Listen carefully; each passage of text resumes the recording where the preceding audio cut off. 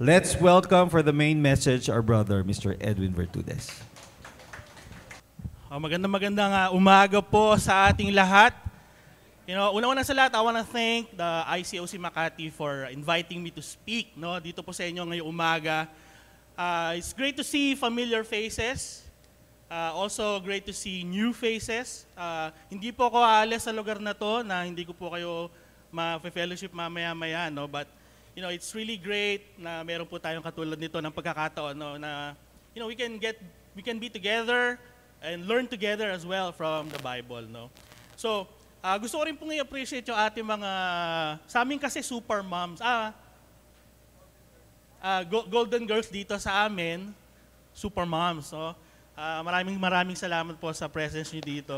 Alam niyo kayo po ang para sa akin lang, kayo po ang taga-humble ng puso ng marami. When we see you and your commitment to God and what you do in the ministry, talagang nakaka-inspire po yan. Pagpatuloy po ninyo. At dalangin po namin na patuloy po kayong lumakas para mas marami pa po kayong ma-inspire.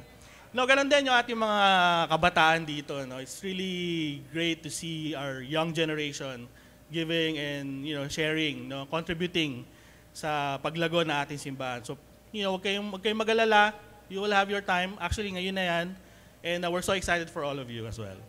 So this morning, I'm privileged to share a lesson. And I hope this lesson would inspire us and challenge us and give us direction. And at the same time, bigyan tayo ng kamalayan sa mga bagay po na maaaring sa mga oras na to, medyo nakakaligtaan natin. At kailangan nating payabungin ulit. At kailangan nating bigyan ng panahon at oras sa ating pong mga sarili. But before we move forward, I want to ask everyone to please join me in prayer, short prayer lang as we start our lesson this morning. Let's pray. Panginoon Diyos, marami pong salamat sa umagang ito. We're so grateful that we are here together as a family. And we're grateful because today we're going to learn from your words. We're going to be inspired. We're going to be given direction. At the same time, muli po, you will once again reintroduce yourself to us. And I hope that at the end of the service, paglabas po namin sa kwarto na to, lahat kami, maisip namin, ganun pala si God. I pray that you be with us this morning, be with me in my lesson. All these things we ask and pray through my Son, Jesus Christ. Amen. So my lesson title is Revived Transformation. Revived Transformation. Transformation is a process. It's a putong proseso na lahat po tayo ay pinagdaraanan araw-araw. Ito po yung mga pagkakataon na meron tayong mga natututunan, meron mga nagpapalago sa atin. At the same time, it changes our perspective sa buhay natin sa pang-araw-araw. But, what if transformation stalls? What if yung transformation process, dumaan ka sa pagkakataon na parang bumagal o kaya huminto? Kasi it's possible. It's possible, It doesn't really matter how long you are a Christian already. It doesn't really matter how long you've been staying in the church. Pero there will be a point in time. Kagaya ng sinabi ni Edgy, mayroong oras na sometimes we question, sometimes we stop, sometimes we don't allow ourselves, to grow. Sometimes we gone through a period of stagnation or regression because of some of the life's most challenging situation na pinagdaraanan po natin. I believe with this case, we all need to desire revival, in our faith. And this could happen in various means, such as self-reflection, embracing new perspective, o kaya po, making a drastic lifestyle change. And essentially, it will create a positive shift towards a better version of ourselves, And one situation, often with a sense of transformation and purpose. This morning, we will be learning from another Bible character, and prayerfully, we can find our way and allow ourselves to be transformed once again, or to occur once again yung transformation po sa buhay natin through the help of the Holy Spirit, and of course, our personal decision na magbago o i-allow yung transformation to take place in our life. So I'm going to talk about the life story or the transformation story of Lydia of Thyatira. Si Lydia of Thyatira. So the story of Lydia is a very powerful story. bukod sa siya po ay isang babae, a woman of such great reputation, class, and wealth. Alam niyo po, hindi po ito normal. Kasi nung kapanahon naman po nila Paul, nila Jesus, no, yung mga women, they are looked down. They are treated less significant. But not Lydia. You know, she was a wealthy, influential, and independent woman. Siya po ay nagtitinda ng purple cloth. No? Ito pong cloth na to is very or highly regulated. Kasi ang gumagamit lang po nito is yung mga men and women from the Senate. Okay, high-ranking officials of Rome, no? So, mapapansin natin, nako, medyo exclusive yung kanyang tinitinda, no? Siguro wala pang online selling noon, no? So, anong mga panahon na yan. But her transformation story is also where we can all see the importance of continued progression as a follower of Jesus, no matter how long we are around in the church. Because our circumstances varies. Nagbabago-bago po yan. Sometimes, transformation gets stalled. Sometimes, yung transformation tuloy-tuloy. And, you know, because we have a God who is supreme, I believe so much with all of my heart. There's still a lot of things to learn and to be amazed about God. If she is going to share her testimony sa modernong kapanahunan po natin ngayon, I have no doubt. She would have lots of empowering and encouraging message through the church, no? At lahat po ay nagpupulutan po natin ng inspirasyon. So the story is found in Acts 16. Acts chapter 16. Sadly, ito pong si Lydia, we don't see her in any other verses explicitly, no? But this does not mean she played a minor role in Paul's ministry or in the New Testament. We have to keep in mind na the fact that her name, no, is in the Bible, it shows a great deal of importance para po sa atin. At yun po ang gusto ko pong pag-aralan natin ngayong umaga. So let's read the passage in Acts 16, 11 to 15.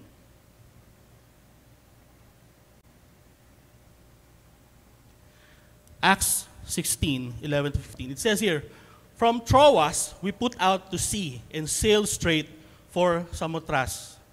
And the next day we went on to Neapolis. From there we traveled to Philippi, a Roman colony and the leading city of that district of Macedonia. And we stayed there several days. On the Sabbath, we went outside the city gate to the river, where we expected to find a place of prayer. We sat down and began to speak to the women who had gathered there. One of those listening was a woman from the city of Thyatira named Lydia, a dealer in purple cloth. She was a worshiper of God. The Lord opened her heart to respond to Paul's message when she and the member of her household were baptized. She invited us to her home. "If you consider me a believer in the Lord," she said, "come and stay at my house." And she persuaded us. So si Lydia traveled to Philippi, obviously to do business, and on the side to worship. At the same time, Paul and all his companions, Silas and Timothy, was led to this place after a series of travels also. No? Yung ibang attempts nila maganda, yung iba ang sabi ng Bible, they were held back by the Holy Spirit. So nire-route sila papunta sa lugar na to. Si Lydia po, aside from doing business, on the Sabbath, Lydia found herself at a place of prayer by the river, okay, with the gathering women. And though she was of Gentile descent, no, because she's Greek, the Bible says she was a worshiper of God. So kilala pa rin si Lydia ngayon. And by God's orchestration, mga kapatid, no, they all showed up on that place all at the same time, on the same day. Si Lydia, si Paul, tsaka yung mga companions ni Paul. And when Paul preached about the good news about Jesus, the Bible says, Lydia, though was already a worshiper of God, she has knowledge of God, listened to Paul intently, and the Bible says, the Lord opened her heart. No? So the effect was Lydia believed and was amazed once again by the story of Jesus or by Jesus himself. She added to her learning about her faith. She was saved, and his whole entire household. So what qualities, mga kapatid? Ano pong quality o attitude ang sa tingin po natin, pwede nating matutunan from Lydia? Ano yung mga qualities na pwede nating i-imitate so that tayo po, dito po sa modernong kapanahunan ng ating simbahan, we can all continue in progress or hindi ma-stall yung ating transformation as a follower. At times, na medyo nahihirapan po tayo dahil dumadaan tayo sa mga pagsubok. Personally, meron po akong dalawang natutunan and I would like to share it to all of us this morning. Una, the importance of receptive listening. Receptive listening. We are all believers. Many of us here heard a lot of lessons over the years, no?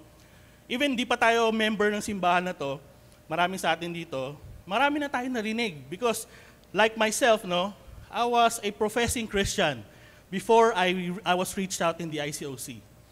Many from us here come from non-ICOC churches before we became a disciple. I thought, alam ko na lahat ng dapat ko malaman about God, who He is, and ano yung plano niya para sa akin. Because I'm a professing Christian. But one day, somebody invited to study the Bible with me. And then I heard something na hindi ko pa narinig sa buong talambuhay ko. At ang sabi, I am not a disciple. I am not a Christian. Siguro umpisa, katulad ko, na-offend. Ang tagal ko nang umaatin sa simbahan na to. Tapos nag-study lang ako ng Bible dito. Sasabihin mo, hindi ako Christian. But of course, the Bible has its own way of proving things, no? Of changing our heart with the intervention of the Holy Spirit. Katulad po ninyo, no? Lahat tayo dito, our hearts was opened once again by God. Yun yung tinatawag nating God opening our heart moment noong mga panahon na yon. And since then, the rest is history. That's why nandito po tayo ngayon. Like Lydia, who was already a believer, who worshiped God, pero siya po, she took time to listen to what Paul has to say about Jesus. She was receptive to the things she heard from Paul. And amazingly, in spite of her current status, while maybe Lydia was thinking, I'm already a worshiper of God, I know Him very well, pero habang nagpe-pray sila, siguro nagpipreach si Paul, sabi ni Lydia,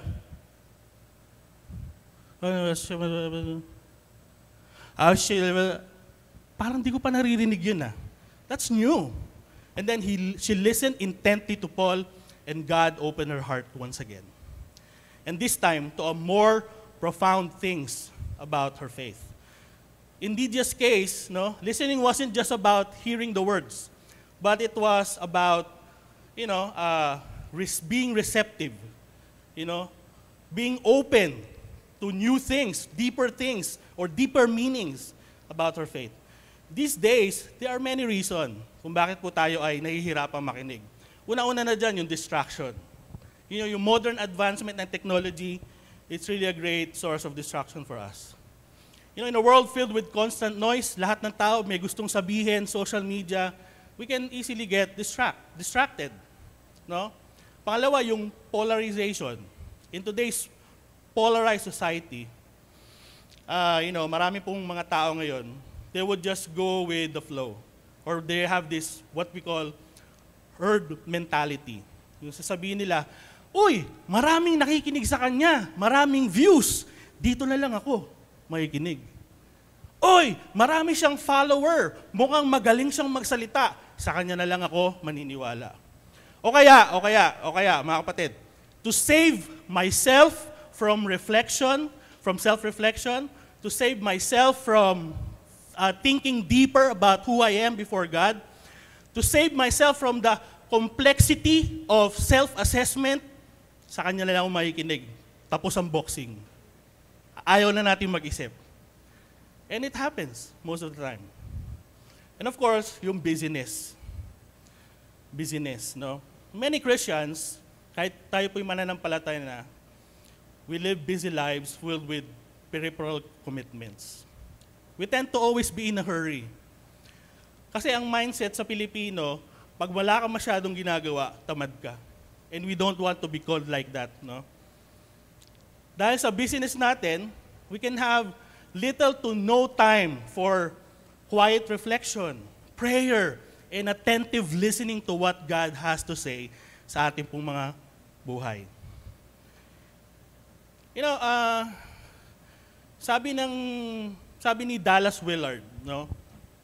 Dallas Willard, from the book entitled The Ruthless Elimination of Hurry. Sabi ni Dallas Willard, actually, hindi siya yung author. Ang author si John Mark Comer. Pero kinote niya yung sinabi ni Dallas Willard. Sabi doon, hurry is the great enemy of spiritual life in our day. Kapag daw tayo po ay laging nagmamadali, yan daw ang pinakamaigting na kalaban o kaaway ng ating paglago sa ating spiritualidad. Because it will be impossible to hear and transform if we are always busy. In fact, hurried life will stop someone from growing on deeper knowledge about God. And if we are always in a hurry, we tend to neglect important details, important relationships, you know, family relationship, friendship, everything, no? And beautiful moments in our life. Just simply because we're always in a hurry. Diba? Alam mo, maraming mga pelikula na mapapanood tayo, pwede natin makita yon. Yung anak, nahihirapan siya sa connections with his father or mother kasi yung nanay, tatay, laging busy, laging in a hurry, or vice versa. So it's actually happening, no? And we don't have to be like that. Ano pa po? Yung shallow engagement with scriptures.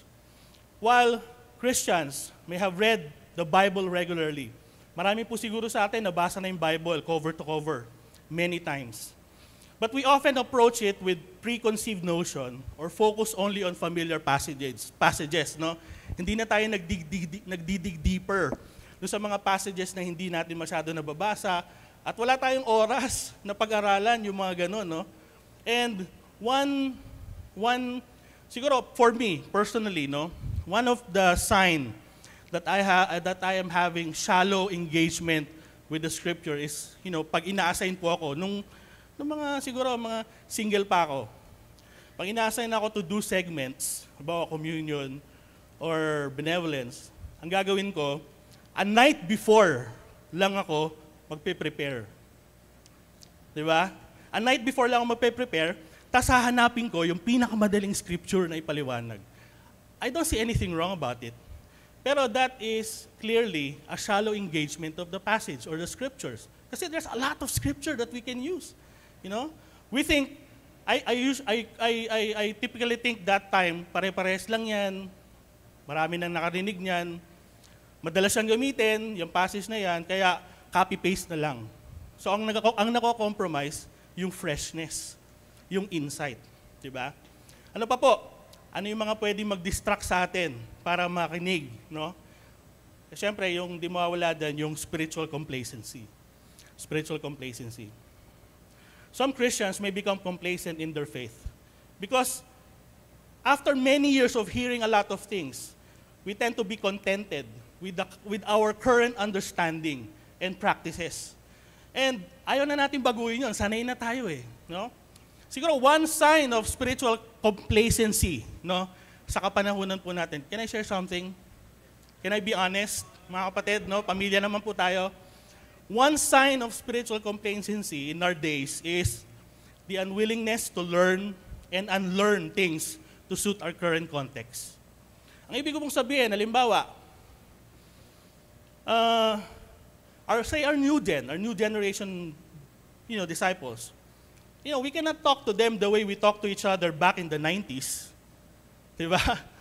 Kung paano tayo mag-usap, kung paano tayo mag-discipulan, sometimes, you know, we have to be open to other ways, you know, of teaching and helping them see God in their life. You know, we need to innovate, we need to elevate, but of course, without compromise. Our glory days isn't in the past. Our glory days is in the future. So hindi natin pwedeng sabihin sa New Gen, nung araw, dati kami, ang glory days namin, in the past, that's not true. Because our glory days is in the future. Si Lydia, she did not just passively listen to what Paul is saying. she engaged with Paul. He even invited Paul and his companion to stay with her in their house. Siguro ang mindset ni Lydia is, kulang pa yung alam ko. I need to know more. At para magawa ko yon, sasabihin ko kay Paul, sa amin na kayo tumira muna. Marami akong pagkain doon. May ubas, may mansanas, may lechon. No, siguro ginawa ni Lydia lahat ng katwiran, dahilan, so that Paul will stay with her. But behind it is a goal, probably, because she wanted to learn more. She wanted to know more about Jesus Christ. So yung teachings ni Paul added to her learning and to her faith. And additionally, she was able to influence his whole household, his whole family. This receptive listening became a transformative experience for Lydia. A believer na siya, Edwin, di ba? Worshipper daw nga siya ni God. Pero obvious, she still feels there's still lacking. Meron pang mga bagay na I need to know about Jesus. We can be like Lydia. Thinking, alam ko na lahat yan. Nabasa ko na lahat yan. Or we can encounter someone like Lydia. Alam ko na rin yan. Huwag mo na akong invite dyan. Alam ko na yan, nabasa ko na rin yan. No? But, we can never be content about the things we already know. Personally, I can never take pride in being a church member for many, many years. I cannot be egocentric about the number of years I spent as a disciple because there's still a lot of things to be learned from God. Marami pa siyang hindi nare-reveal sa atin. At ang bawat araw po ng buhay natin ay pagkakataon na makilala siya at ma-reintroduce niya ang sarili niya sa atin. Pero, kailangan po nating makinig. Yun po yung una ko natutunan. Pangalawa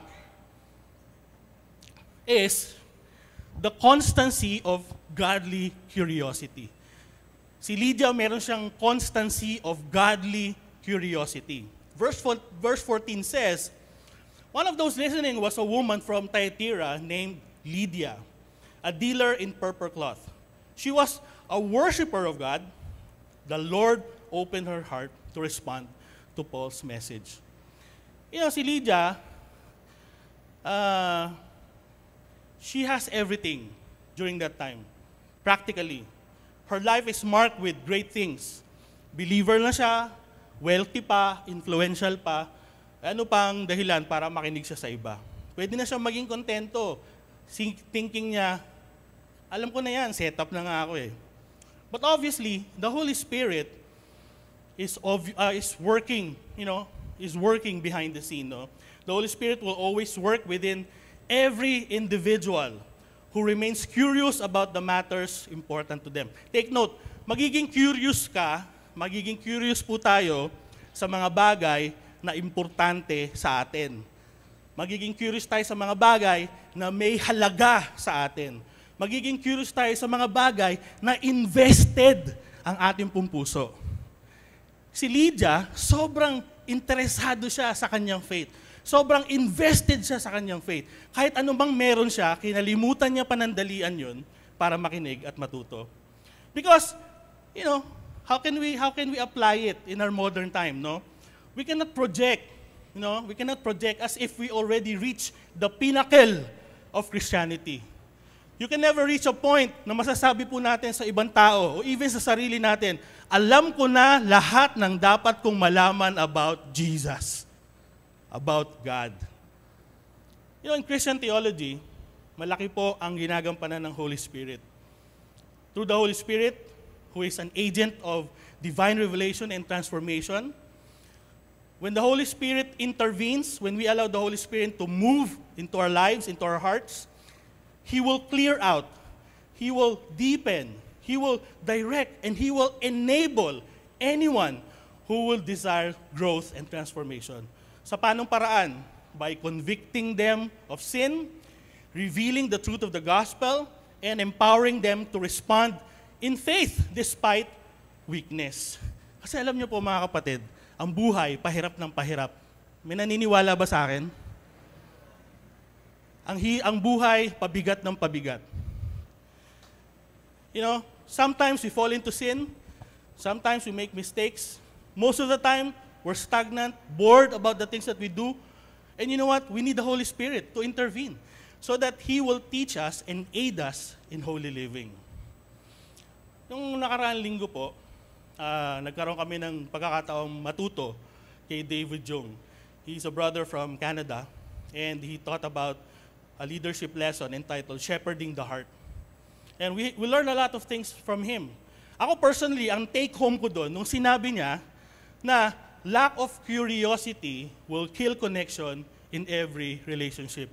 Pag tayo daw o isang tao daw hindi na curious sa ibang tao o sa mga taong pinakamalalapit sa kanya, it will kill the connection. He puts forward, pinapakita lang po ni David Jung, no?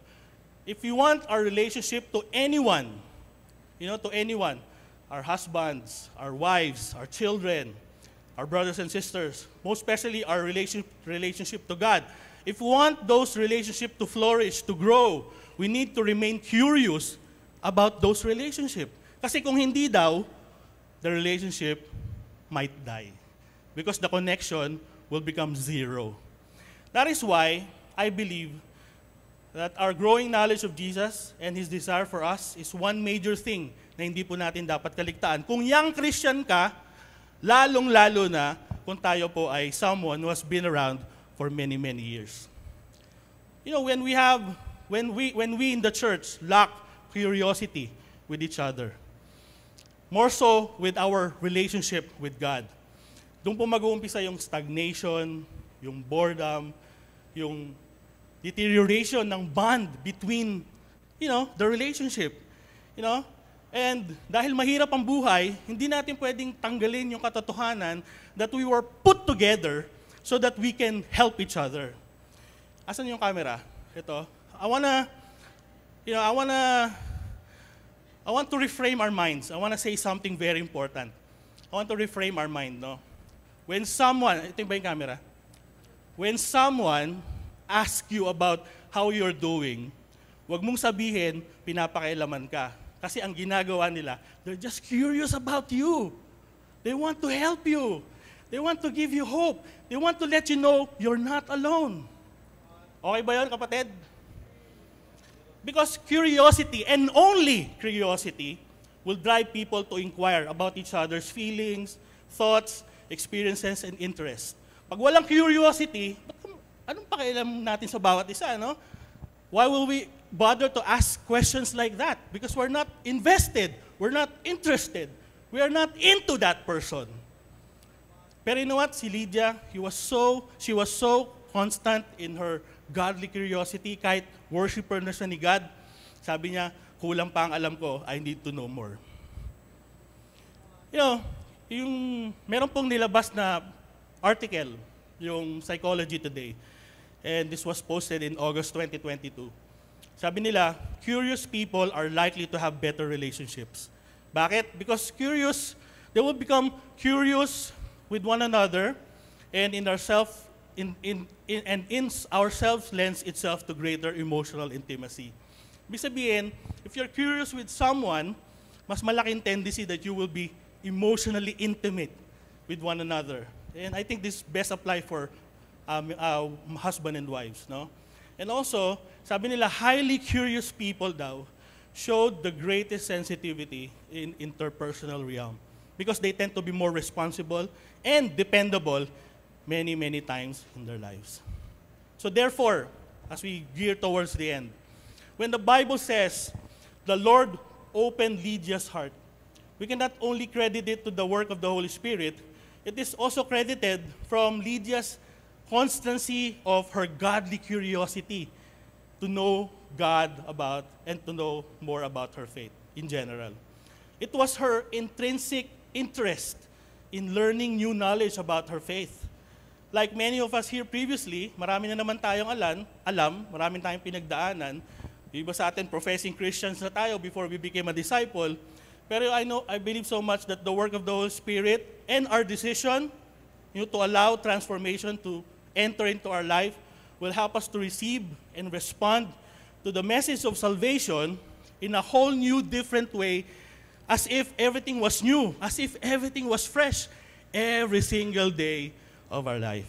Today, being a 10-year-old disciple, being 15, 20, 25, even 30 years old as a disciple, what are we becoming more and more curious about our lives nowadays? Ano ang saan napupunta yung curiosity natin? Are we constantly curious about who Jesus is in our lives? Are we constantly curious about our brothers and sisters? It's not easy to do, but we can start, no? We can restart. That's why we have discipling times. That's why we have Bible talks. That's why we have small group gatherings. That's why from time to time, when your best friend sees you at church and naka-long face ka or malungkot ka, he or she will approach you. Best friend, BFF, kamusta ka na? Bakit ka malungkot? Di ba? That's why those things happen at church. Because we're so curious with each other. In closing, learning, growing, and transforming become much more challenging if we walk around thinking we are already full. Because we can never be full about God. Marami pa po tayong dapat malaman kay God at marami po tayong dapat malaman sa isa't isa. By imitating Lydia's qualities, we allow ourselves for greater opportunities. By receptive listening, we humbly open ourselves to receive more profound details and create more space, in our hearts for deeper understanding on nurturing our relationship with God and others. And in addition to this, yung constant curiosity po natin about our relationship to God and to others keeps us dynamic, vibrant, revealing new layers of relationship insights and disclosures that will flourish the most important relationship we could all ever have in our life. So mga kapatid, let's learn and apply and respond, sa panawagan po ng Biblia sa atin through the life of Lydia. She became more for God, she became more for others, because she did not just settle to be a plain believer. She remained receptive and curious about her professed faith in God. She became deeper in following the leading of the Holy Spirit to move in to her. And so, he was revived in her commitment to God and God's cause. Thank you so much, mga kapatid, and to God be the glory.